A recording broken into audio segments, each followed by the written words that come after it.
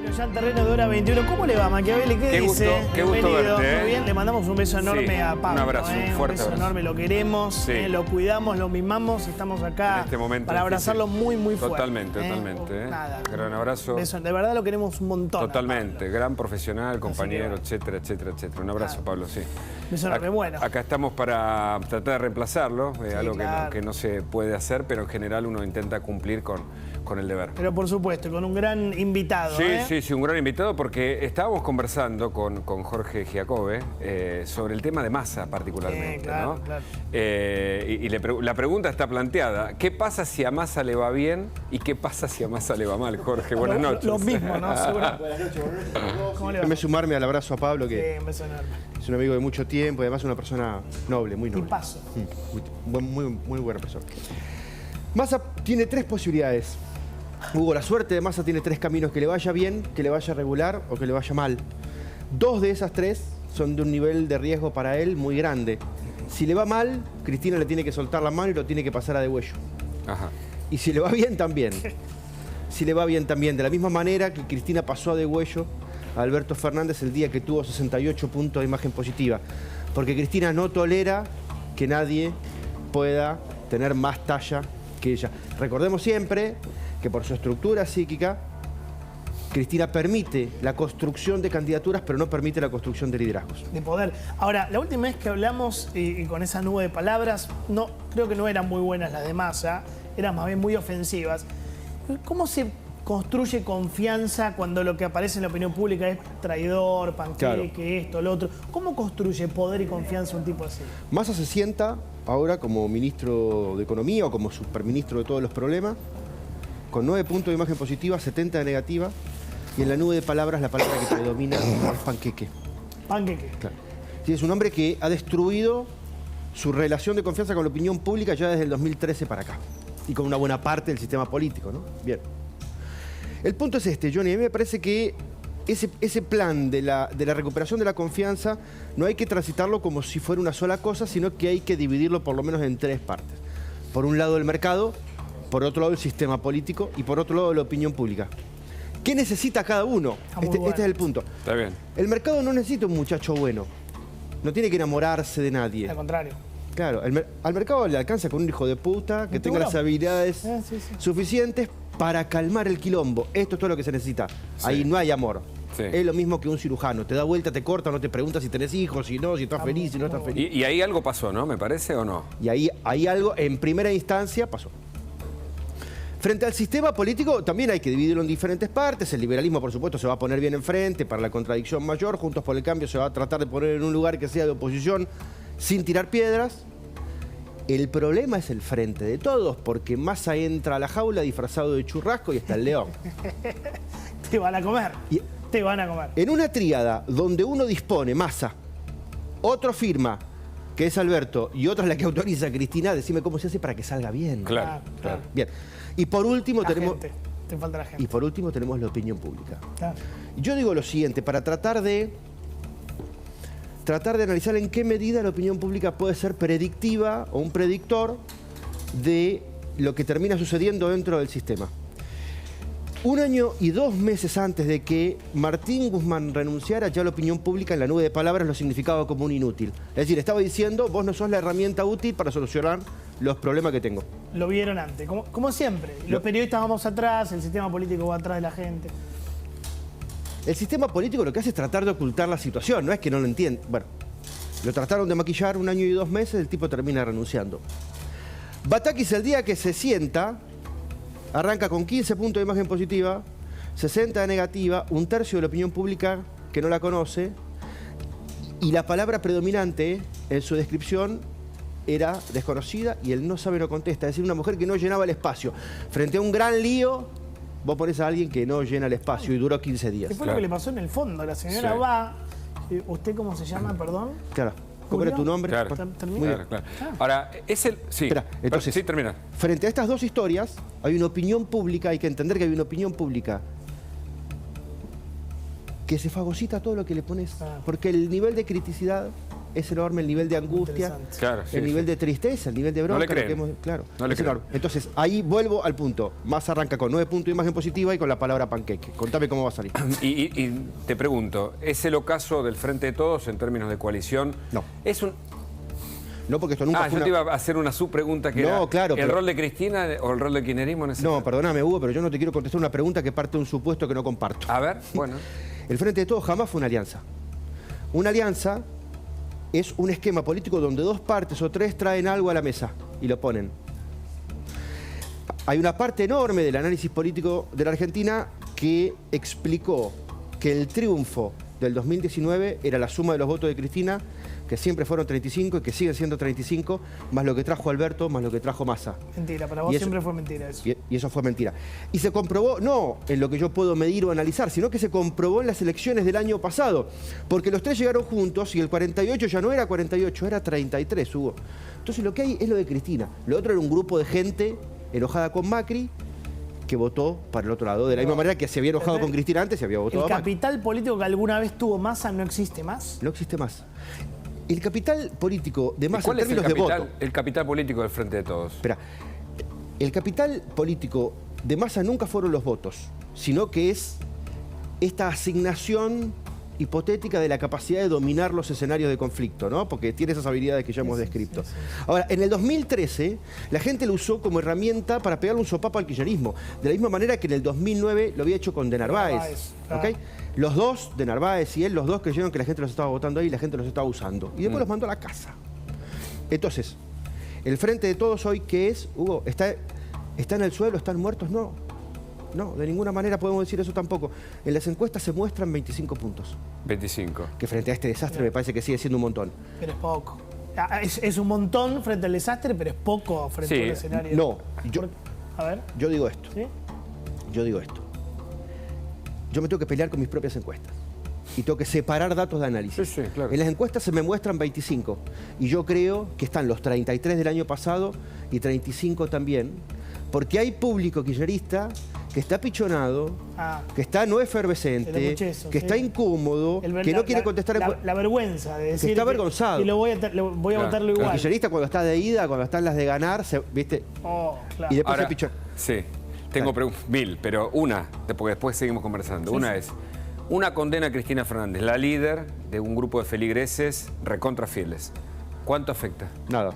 Al 35% Muy de ella impresionante, nada. porque eso habla de una época de idolatría en donde el mito puede más que, o sea, la idea, ¿no? La creencia puede más que la ciencia. en un Sí, punto. yo te voy a decir algo que siempre suena disgustante, digamos. El juicio ya está hecho.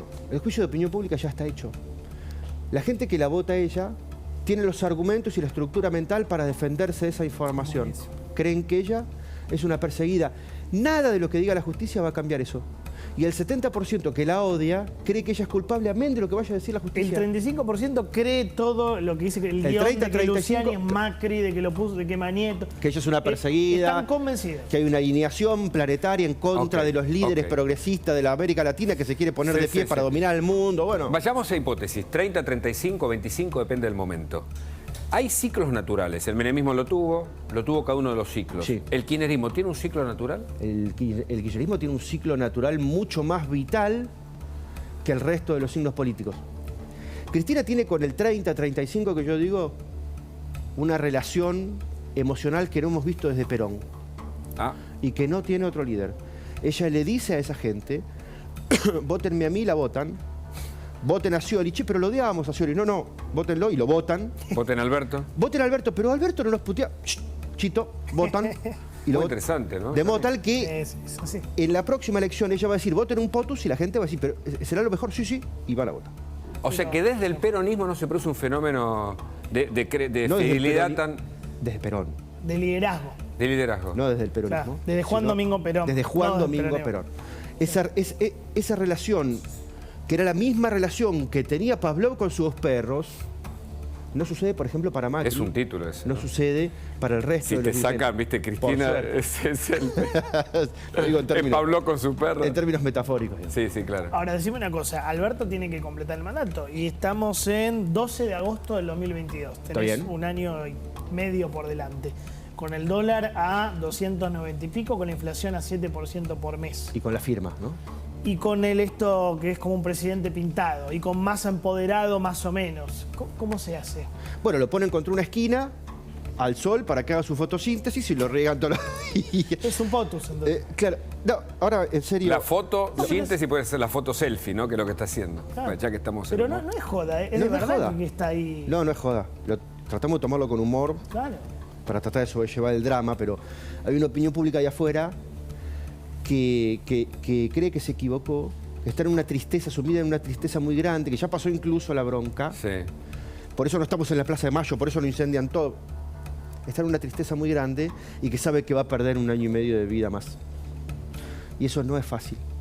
Ahora, Alberto puede ahora dejar que Cristina y Massa se arreglen, si querés, y le voy a decir bruscamente, no molestar, o también se puede poner malo. Porque la capacidad que le quedó es la capacidad de daño. Ya la capacidad de construcción no tiene. Pero puede hacer daño porque tiene la firma. No, y también, también tiene la renuncia. Claro. Como herramienta para ok. desencadenar un bolonqui donde los pone a bailar todo su juego que nadie quiere bailar. Vos decís que es difícil el perdón. masismo que exista, que viste que el albertismo no nació nunca. ¿Y el masismo? El masismo como estructura de negocios existe, de negocios políticos. Ah, pensé que me asustó. Existe. No, Dios nos libre y nos guarde. Mira, No, mira quilombo que armaron. me voy a santiguar. Ustedes No, allá. por favor. A ver si me tengo que ir de acá. No, de acá No, no te vas. de acá no. te vas. Sí. El tema es si puede haber una reconstrucción en términos de opinión pública. Hay mucho para pensar que no, pero también hay un pueblo argentino que... Hay una opinión pública argentina que se enamora del psicópata una vez tras otra. Un pueblo digamos. enfermo, un pueblo un poco enfermo. Y la última, mía. Sí. La palabra, porque vuelvo a eso que dijiste, la palabra que define estado de ánimo no es bronca, es tristeza. Es tristeza. Veníamos de la bronca. Mira, es interesante describir, me parece, el tobogán de emociones desde que Alberto es presidente. Al principio era esperanza. Lo primero que despertó a Alberto fue una esperanza. Sí, claro. Se sentó, vino la pandemia, ahí vino la euforia.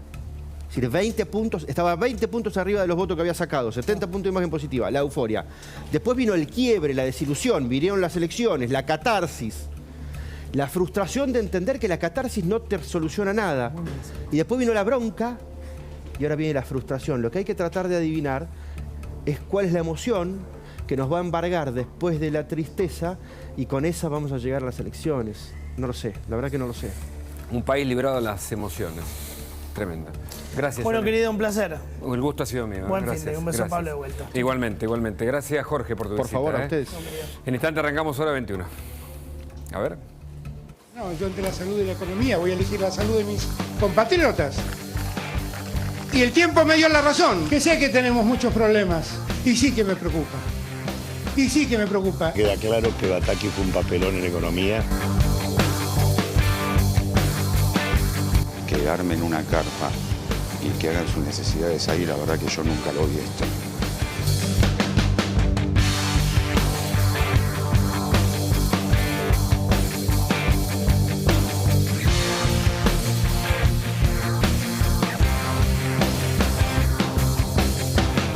Yo estaba como atragantada de no poder decir algunas cosas en nombre de la unidad. En nombre de la unidad nacional, yo no hago más nada.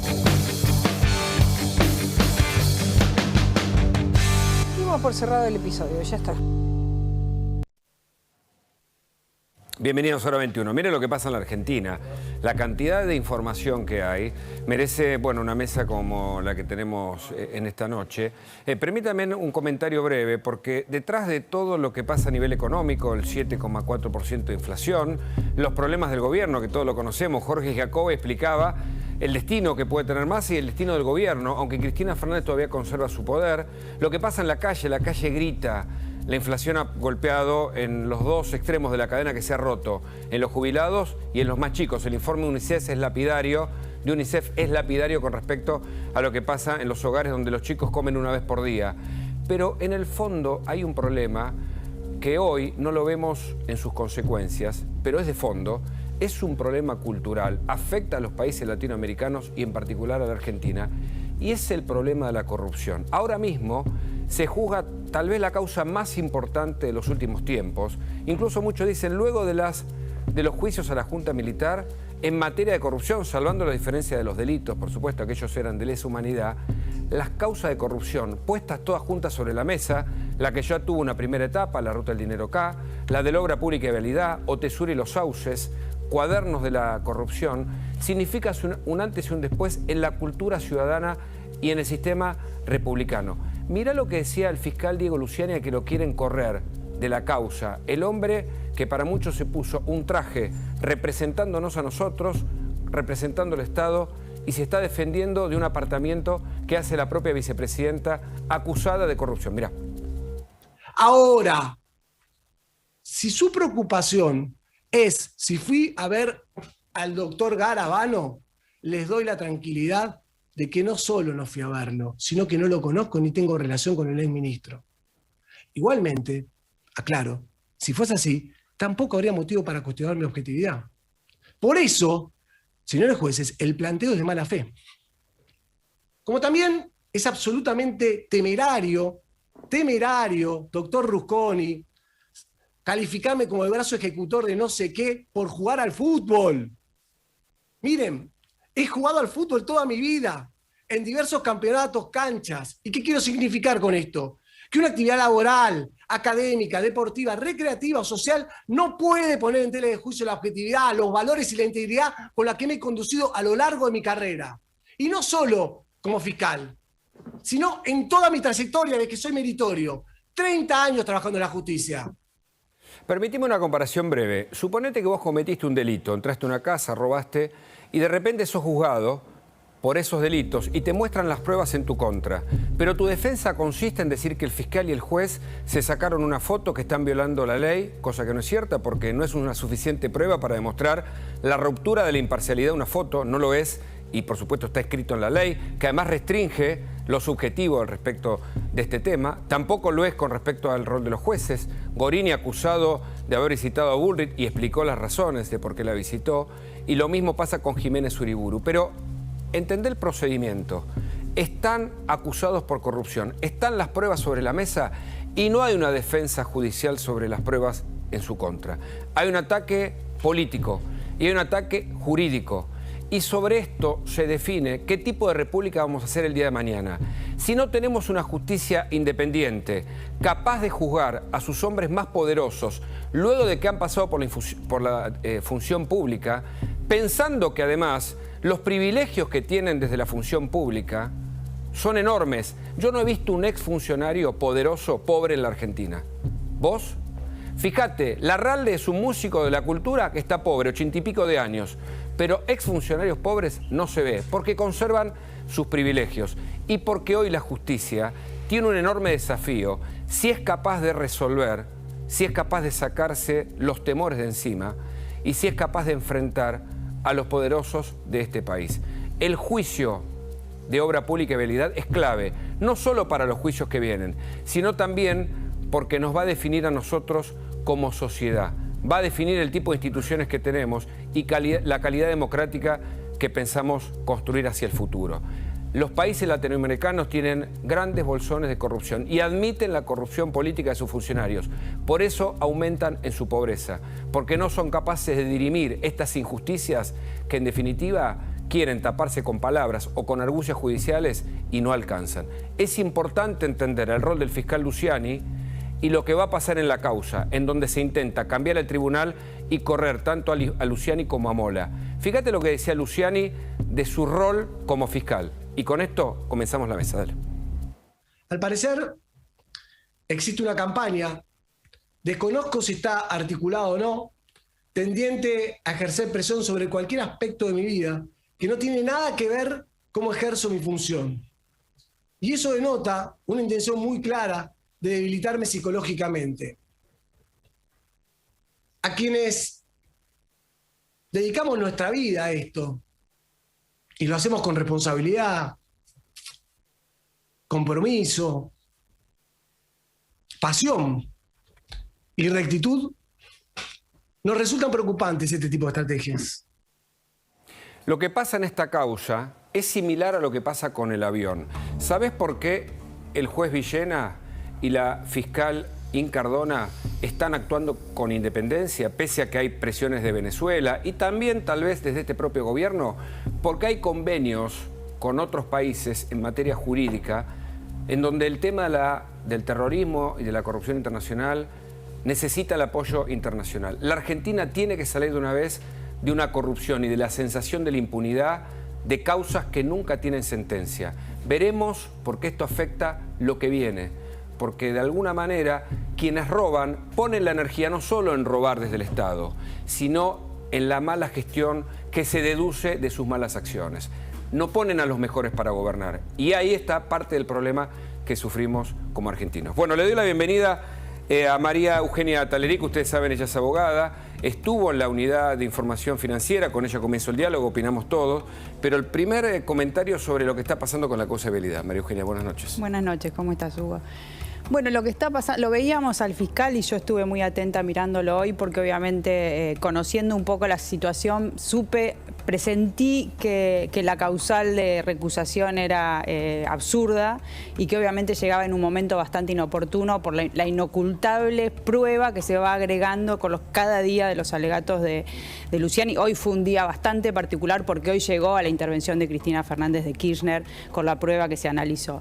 Y tan absurdo es que terminó tildando el actuar de los abogados sin duda como un actuar temerario y malicioso. Fui miembro 6 años del Tribunal de Disciplina de los Abogados y puedo distinguir cuando hay un límite entre las estrategias de defensa legítima y lo que significó este artilugio para intentar apartar al doctor Luciani. Y vamos a hablar también del doctor Mola, porque también junto a Luciani ensayó la misma defensa de 2 fiscales que se mostraron absolutamente ajenos a la política y destacando que los argumentos de lawfare y los embates que están recibiendo tienen que ver con la política, cuando ellos lo único que quieren es aplicar el derecho y seguir analizando las pruebas y en definitiva el tribunal que termine dictando esta condena.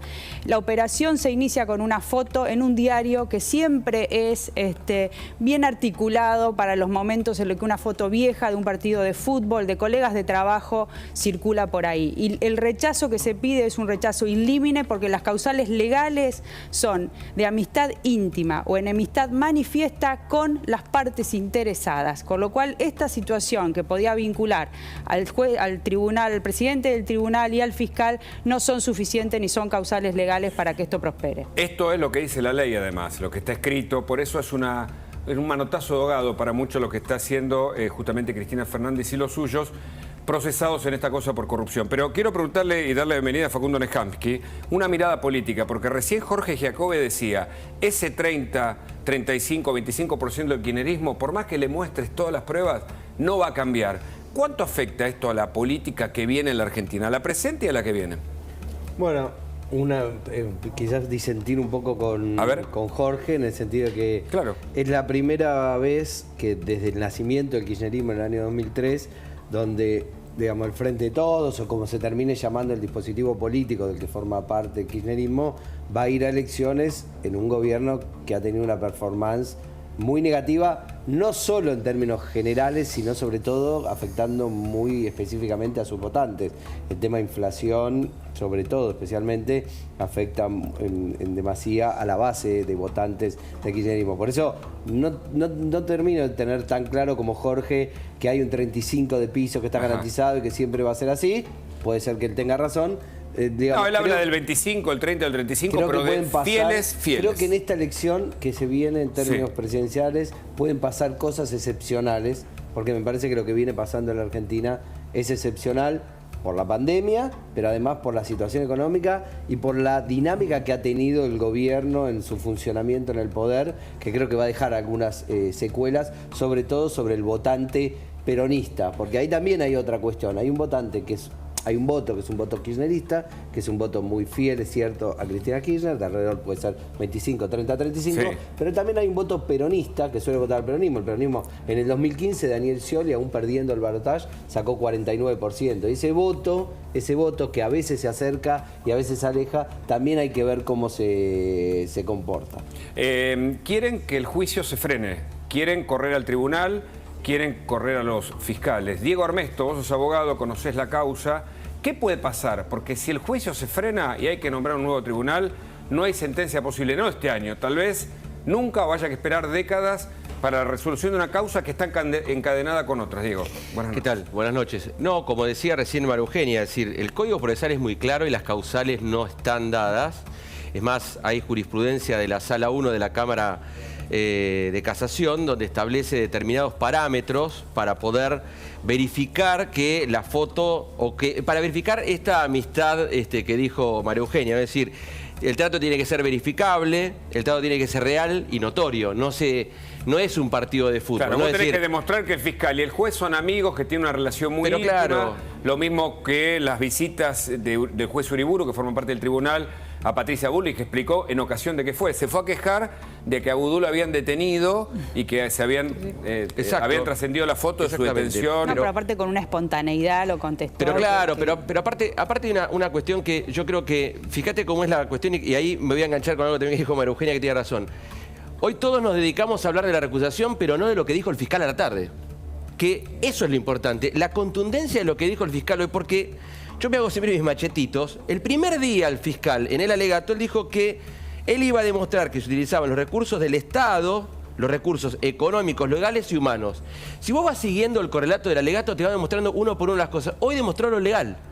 Es decir, cuando la defensa apela, cuando la defensa argumenta que todo estaba aprobado por el presupuesto, hoy el fiscal terminó tratando de decir, muchachos, en el momento que ustedes estaban haciendo la obra, no había presupuesto, claro. El Congreso no había aprobado el presupuesto, crearon un fideicomiso, por ese fideicomiso pagaban, y lo que automáticamente saca la órbita del control. Claro. Es decir, vos perdés el control del presupuesto, porque es fundamental. Es decir, cuando vos armás un presupuesto, y lo digo por experiencia de haber leído presupuestos, vos sabés, tiene un anexo donde vienen todas las obras que vos tenés en ese momento y que vas a hacer. Al no haber presupuesto, ahí aparecía la discrecionalidad, que crea dos decretos donde automáticamente no solo va por el fideicomiso, sino que además, y vos todavía la primera, porque estabas en la UIF, debés saber mucho más que yo, automáticamente ahí tenía la ventana donde el Poder Ejecutivo adelantaba pago. Fíjate que hoy habló que de esas 51 obras, aproximadamente 17 le habían pagado el 100%. Claro. Cuando vos tenés que hacer la cola para cobrar una obra pública. Y cuando comenzó este juicio oral, yo recuerdo, porque estuve ahí, Cristina Fernández también estuvo allí. Después ustedes recuerdan cómo termina eso, hablando de los jueces y que ella la historia le había absuelto. Y me acuerdo este dato. El tribunal leyó la instrucción que había hecho Policiti y Máiquez y dijo que la causa de 2003 al 2015 había tenido durante el gobierno de Cristina Fernández pagos más abultados que durante el gobierno de Néstor Kirchner a las empresas de Lázaro Báez. Por eso está la relación y por eso las pruebas y cómo funcionó este mecanismo de acuerdo a las pruebas judiciales allí expuestas. Pero el otro problema, que es parte de lo mismo, es el escenario económico. El 7,3%, 7,4% de inflación afecta a dos extremos que están a los gritos. Los jubilados con menos expresión, pero son los más afectados porque tienen que decidir si pagan la comida o si pagan los medicamentos. Y los chicos que en la Argentina están cada vez peor. En el medio los mercados, los decisores económicos. Pero Ramiro, la llegada de Massa al gobierno, ¿ha cambiado la dirección del programa económico o seguimos igual? Buenas noches. ¿Qué tal? ¿Cómo está? Buenas noches. No, el modelo económico es el mismo. De hecho, se va a profundizar el proceso inflacionario en la Argentina. ¿Y por qué? Porque el Banco Central emitió 7 billones de LELIQs, los cuales paga intereses. Sobre esos intereses ahora la tasa de interés va a ser del 100%. Es decir, se va a duplicar la cantidad de dinero nada más que para pagar los intereses del Banco Central. Este es el famoso déficit cuasi fiscal del Banco Central. Es decir, hacé el ejemplo de que ponés la caja del gobierno nacional en cero, está en equilibrio. Sí. Igualmente el Banco Central va a emitir una cantidad que más que duplica la base monetaria. Entonces vos tenés la emisión monetaria para cubrir el déficit fiscal del Banco Central y la emisión monetaria para cubrir el déficit del gobierno nacional. Cuando vos sumás todo eso, ya de piso te duplica la tasa, la base monetaria, consecuencia de los agregados monetarios, así que la tasa de inflación de piso es 80 para arriba para ser bueno. ¿Y puede haber alguna mejora o vamos camino al 100 como anuncian algunos profesionales de la economía? Al 100 estamos ahí en la puerta, si no es a fin de año, será a principio del año que viene, por mismo esta dinámica de que el propio gobierno dice que va a emitir. Vos calculá este punto. El ahorro que se quiere hacer con las tarifas son 500.000 millones de pesos. El Banco Central con las tasas de interés paga mensual 500.000 millones de pesos. Es decir, el ahorro de las tarifas se busca hacer un ahorro de 500.000 millones de pesos anual. El Banco Central va a emitir 500.000 millones de pesos mensual. Entonces, lo que te demuestra que esto ya tiene una inercia, por eso nunca los bancos centrales en ningún rincón del mundo emiten pasivos remunerados, lo que acá llamamos LELIQs. ¿Por qué? Porque se meten en esta encerrona que después tienen muchísima deuda, que tienen que emitir nada más que para pagar la deuda. Esto lo vimos en el 89, previo a la hiper. Falta mucho. Uno cuando está en una autopista tenés 4 o 5 salidas. Sí. La pregunta es si las vas a tomar, y me parece que Massa está directo a un proceso de emisión monetaria que no lo va a poder controlar. Después me decís cómo quedó la reunión con el campo. Hubo una reunión hoy y veremos si finalmente ingresan esos dólares. Y cómo está la economía doméstica. La gente va a comprar al supermercado, pero por ejemplo en la industria textil, hablé con uno de los representantes de una de las cámaras, dice, nosotros no queremos vender porque no sabemos a qué precio vamos a comprar. Pero Facundo, te pregunto por Massa, le preguntaba también a Giacobbe sobre el tema. ¿Qué pasa si a Massa le va bien y qué pasa si a Massa le va mal? Bueno, si a Massa para su propio destino. Si a Massa le va bien, digamos, es muy probable que Massa ocupe el lugar, vaya desplazando lentamente los liderazgos que hoy existen en el Frente de Todos, y es probable que sea el candidato presidencial de ese espacio político. Ahora, la pregunta es, ¿qué es ir bien?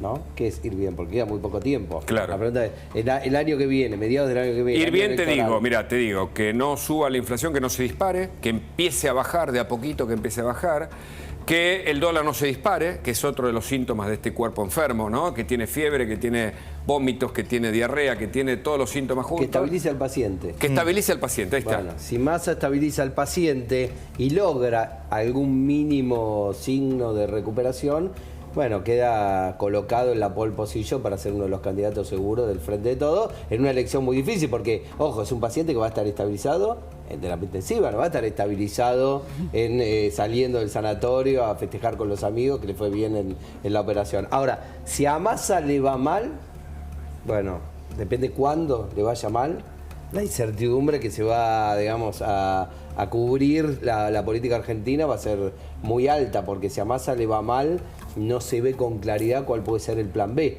que tiene el gobierno y el Frente de Todos para pensar la coyuntura de un año que es muy difícil hasta que empiece el proceso electoral. Y Cristina Fernández, hay dos ideas sobre cómo está. Muy angustiada, desesperada por el tema judicial en su contra y porque el plan de gobierno no funcionó. Y algunos dicen, tiene un as en la manga que puede sacar en cualquier momento y cambia la ecuación, sobre todo hablándole a ese porcentaje que la sigue fielmente.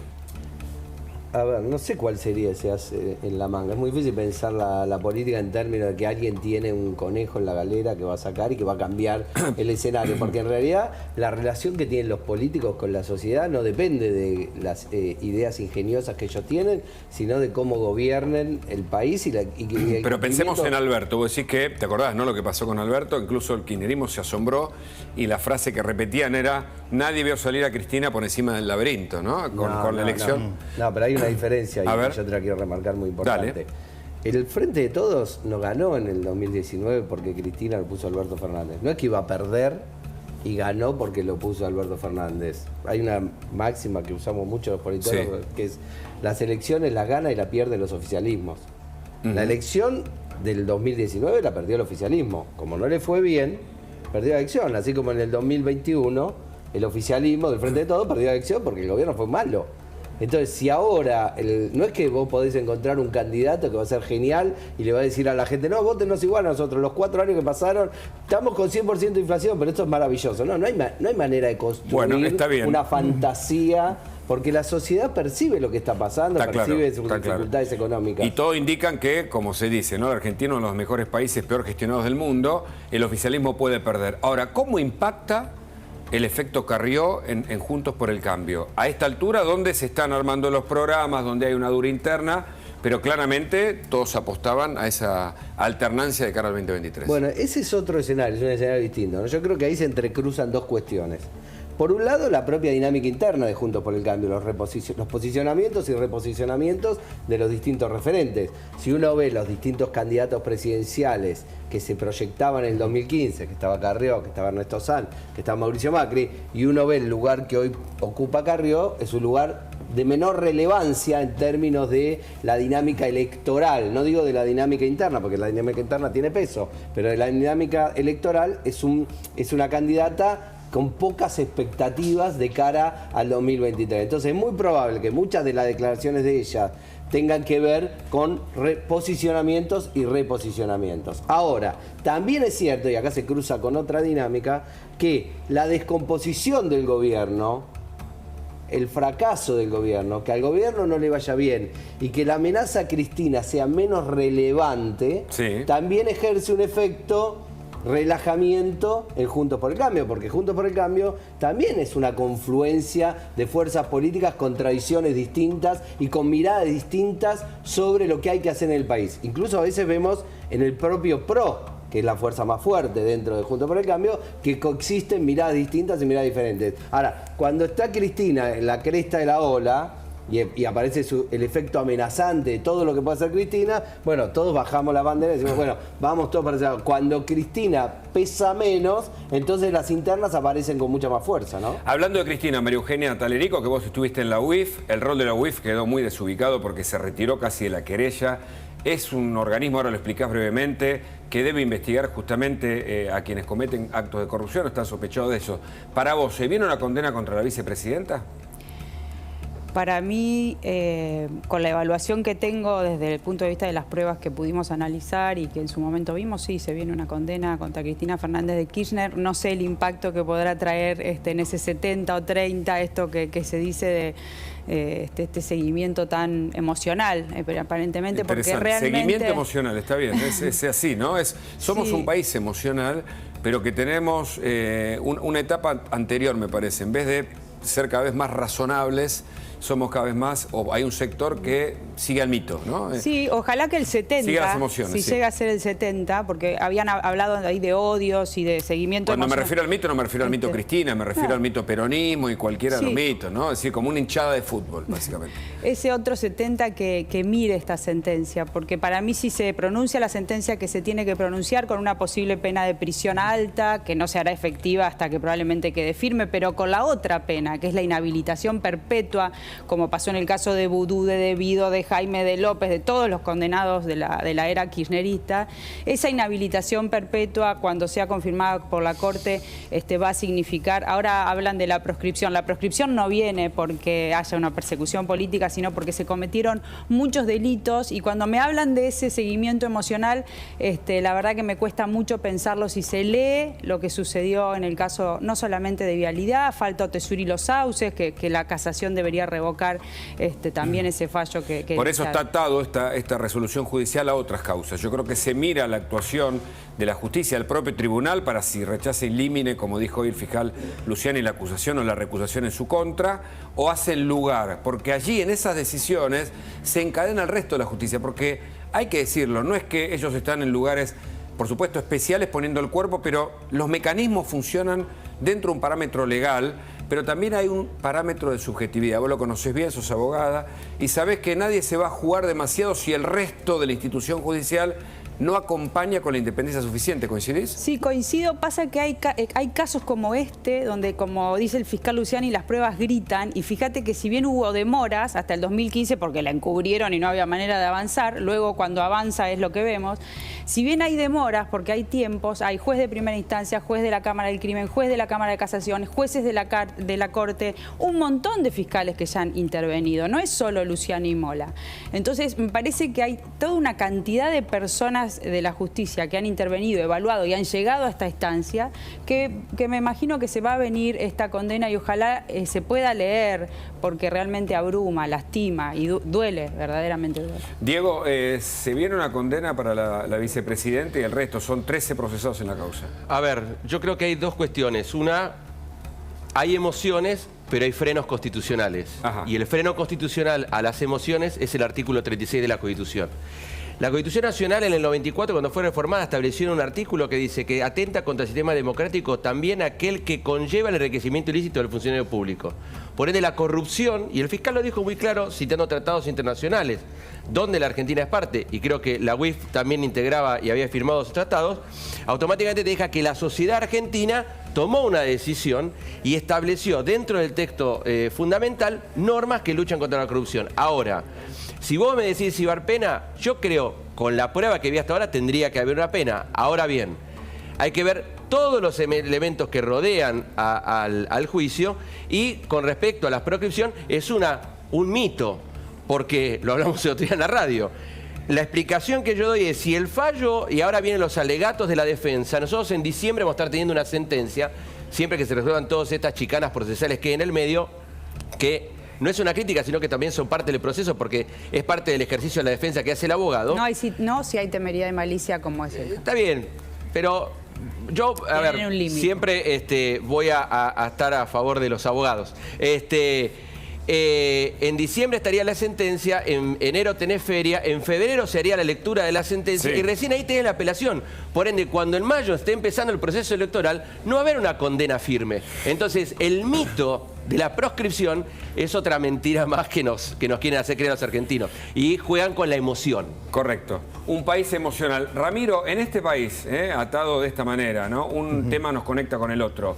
Una condena en contra del gobierno actual, ¿cuánto puede afectar en la economía? Espera, me lo contestás en instantes. Tenemos algunas fotos que merece la pena que veas. Quédate. Bueno, ya viene Voces, con Pablo Fernández Blanco, Laura Di Marco, un equipazo ahí que veo en esa mesa contigua. Ya compartimos con ellos. ¿Viste que se habló tanto de Fabiola Yáñez, de la primera dama, por distintas circunstancias que no vienen al caso, pero sí una acción política que te vamos a contar? Ocurrió hoy mismo en Misiones, un colega de allí, Pepe Tarditi, nos manda esta foto. Mira, estuvo en la inauguración de una escuela en Bernardo de Irigoyen. Ella contó, hay una parte en donde habla especialmente y dice que, bueno, parte de su niñez la pasó allí en esa zona misionera, pero ahí apareció formalmente en un acto político la primera dama Fabiola Yáñez. Son fotos exclusivas para compartir con vos y contarte qué es lo que hacen nuestros protagonistas políticos, ¿no? Los actores principales de este gobierno. Te preguntaba cuánto afectaba, Ramiro, la justicia a la economía y también la acción política en los días que vienen del ministro Sergio Massa. Mirá, si Argentina quiere que vuelvan las inversiones, tiene que demostrar que las instituciones funcionan y que el Poder Judicial también trabaja. Si no muestra de que trabaja, independientemente de cuál sea el resultado, si no muestra que trabaja, Argentina no va a volver nunca al mundo occidental y con división de poder, y por lo tanto para que vuelvan las inversiones. Y otro punto. Este modelo económico es pro corrupción. ¿Por qué? Porque el cerrar la economía no es para cuidar el empleo. El cerrar la economía es para repartirse los negocios entre testaferros. El dato no menor. Y el gasto público elevado no es para ayudar a la gente, es para hacer populismo y hacer voluntarismo y comprar votos. Fuerte tus declaraciones. Diego, te decía, ¿se suspende el juicio o para vos va a seguir? No, el juicio tiene que seguir porque se formó un incidente en cuanto a la recusación y deberá en su momento después resolver la Cámara cuando se termine de resolver la segunda recusación que hicieron en el día de hoy, que el tribunal le dio 48 horas, como marca el Código Procesal, para que el doctor Beralde hiciera la apelación. Pero, en definitiva, lo que yo creo que hay que debatir en esta instancia es lo que dije, hay pruebas documentales. El fiscal está demostrando que se utilizaron durante mucho tiempo recursos humanos, económicos y legales. A las pruebas me remito. La Auditoría General de la Nación informó, y principalmente lo que se tiene que poner en una instancia superior es que la sociedad argentina, más allá, como dijiste vos, de las emociones, tiene una constitución. Y la Constitución estableció en 1994 una franca lucha contra la corrupción. María Eugenia Talerico, vos estuviste en la UIF, conocés bien de este tema, ¿qué va a pasar? Yo creo que la Argentina ha resistido, la justicia y el Ministerio Público Fiscal resistieron un embate tremendo para que no haya justicia y que estamos viendo un histórico juicio oral que va a traernos una sentencia y eso es un triunfo de nuestras instituciones, un poder judicial que se está mostrando fuerte frente a estos embates y es una gran noticia para los argentinos porque tenemos un poder judicial que todavía funciona, así como un Congreso mucho más fuerte y para mí la reivindicación de estas instituciones es parte de lo que la Argentina tiene que hacer para empezar a tener una senda un poquito de crecimiento más ordenada y menos dolorosa para nuestro futuro. Gracias, María Eugenia. Facundo, ¿cuánto afecta una sentencia en contra de la vicepresidenta y varios de los funcionarios a este gobierno a nivel político? No, me parece que, a ver, esto está probado y comprobado en la opinión pública argentina. Las divisiones no tienen que ver con las sentencias judiciales, sino que tienen que ver con opiniones previamente conformadas. Por supuesto que hay una franja en el medio que es más sensible a este tipo de cuestiones, pero el gobierno no va a tener más éxito o menos éxito por una sentencia judicial. Lo que estamos viendo, Hugo, y con esto te termino, es en realidad la crisis de un orden que fue el orden que Argentina adoptó para salir de la convertibilidad en el año 2001-2002 y que me parece que cruje por todos lados. Por eso analizarlo con las herramientas tradicionales del análisis político me parece que no alcanza. Y lo que viene es mucha incertidumbre. Gracias, Facundo, por tu visita. Bueno, ahora mismo saludo a Pablo Fernández Blanco, ya está Laura Di Marco. ¿Cuántos protagonistas, todas figuras para esta noche de voces? Buenas noches para ustedes, ¿cómo va? ¿Cómo estás? Hugo. ¿Cómo estás, Hugo? ¿Qué bueno, decís? Ahí mostramos, ¿no? Una foto de Fabiola, es un dato de color, pero bueno, está en Misiones y actuó como primera dama. La No, vemos allí. para mí no es un dato de color, perdóname A que ver, ya, bueno. ya arranco el viernes un poco disruptivo. En realidad Fabiola Yáñez se la pasó en la pandemia viajando en el avión presidencial. ¿A dónde viajaba, Hugo? Viajaba siempre a Posadas, no, viajaba a Misiones, claro, pero viajaba en general a Posadas, casi siempre en la pandemia. ¿Y sabes cuándo se cortaron los viajes con recursos oficiales de la primera dama Fabiola Yáñez?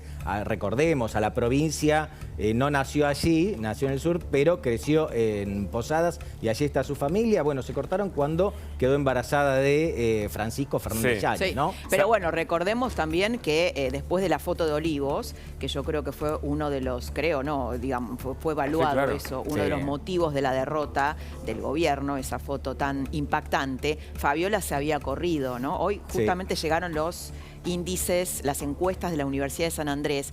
¿Sabés cuánta imagen negativa tiene el presidente Alberto Fernández? ¿Cuánta? Casi 57%, casi 60%. Bueno, es altísimo. Lo apoya solo un 18%.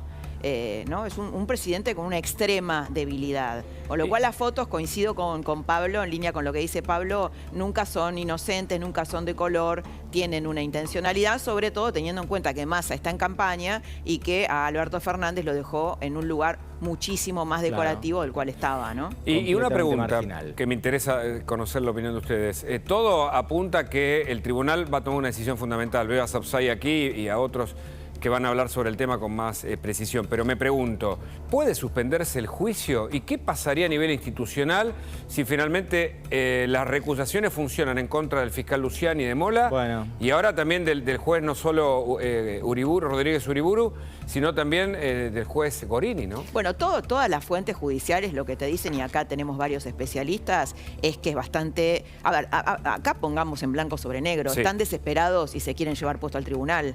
Esto es lo que pasa. El kirchnerismo es una escuela del mal, embarra la cancha, se quiere llevar puesto a un tribunal y a un alegato que tiene pruebas contundentes, que las estamos viendo, y eso lo lleva a hacer todo este tipo de juego sucio, ¿no? Harry el sucio. Sí, ahí... Estoy de acuerdo con lo que dice Laura. Acá voy a empezar a vender un poquitito el programa. A ver. Muy bien. Vamos a tener información exclusiva, información importante. Tenemos dos tremendos especialistas en este tema. Uno es Silvina Martínez, el otro es Luis Gasulla y además se va a sumar Daniel Sapsay. Claro. Tenemos información importante con respecto a qué puede ocurrir con el futuro de la vicepresidenta. Se definiría una parte importante de este futuro antes del viernes de la semana próxima, y esto lo vamos a estar contando, Hugo, en los próximos minutos. Y también hay que reconocerle otra cosa a Cristina Kirchner como estratega, y es que está dispuesta a todo, está dispuesta a mover las fichas de todas las maneras en que las puede mover justamente para embarrar la cancha, desacreditar al tribunal y así ganar tiempo, porque esto a su vez está relacionado con el futuro político de la vicepresidenta. Hay algo que también, adelantando un poco lo que vamos a tratar en el programa, y que lo planteó María Eugenia Talarico, es si, además de una condena, y esto me parece sumamente importante, puede haber una inhabilitación para ocupar un cargo público, como pasó en el caso de Vudú, que eso realmente cambiaría completamente el panorama político, y de eso también vamos a hablar esta noche. Claro que sí. Excelente, Hugo, nos quedamos con ustedes. Dale, gran programa y te Igualmente. agradecemos. Gracias a ustedes.